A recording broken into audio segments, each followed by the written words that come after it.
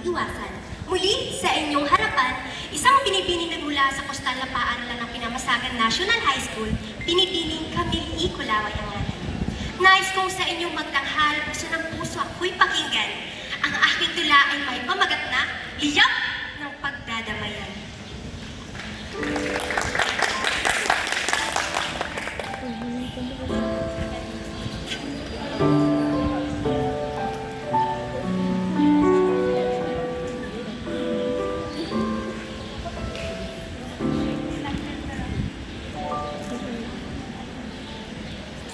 Madilim ang paligid, tahimik ang gabi. Kaya pa ang hangin humahaplas sa aking pisngi. Hangit sa isang iglap, isang sigaw ng apoy ang gumising sa dilim.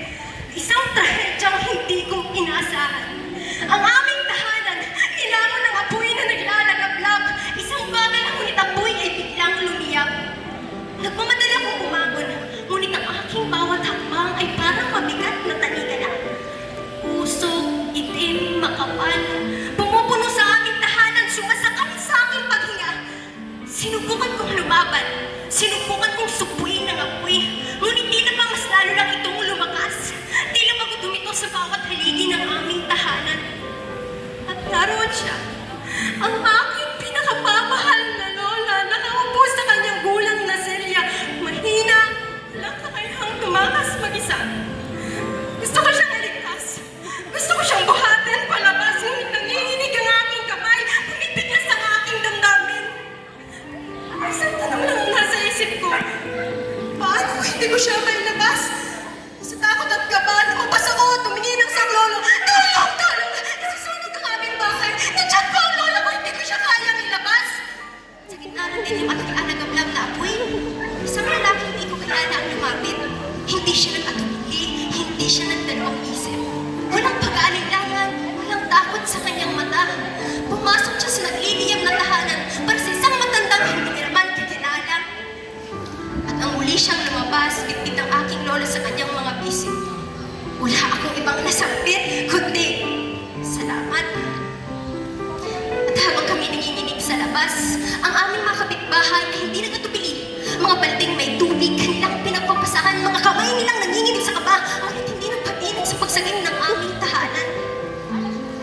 At sa wakas, dumating na ang aming mga bayaning buhay ay handang ialay para sa aming kaligtasan. Ang mga bumbero, ang mga iniidolo na sa bawat sigaw ng saklolo ay palaging handang sumalo. Mabilis nilang sinumpo ang apoy, sinagip ang anumang natira. Panganib ay sinuong, aming takot at pangamba ay tinura. At sa dulo ng lahat, habang nakatingin ako sa abo, napagtanto ko na hindi lahat ng nawala ay tahanan. May mga bagay na mas mahalaga: buhay, pamilya, pagtutulungan. Kung hindi dahil sa pagdadamayan, kung hindi dahil sa malasakit, siguro kami abo na. Kaya't pakinggan ninyo, ito ang nais kong ipaalala. Hindi natin kayang pigilan ang trahedya, ngunit kaya nating pigilan ang pagkawala. Sa bawat sakuna, sa bawat pagsubok, nasusukat ang pagmamahalan ng sambayanan. Hindi lang apoy ng lumiliyab, malasakit at bayanihan ay dapat na nag-aalab.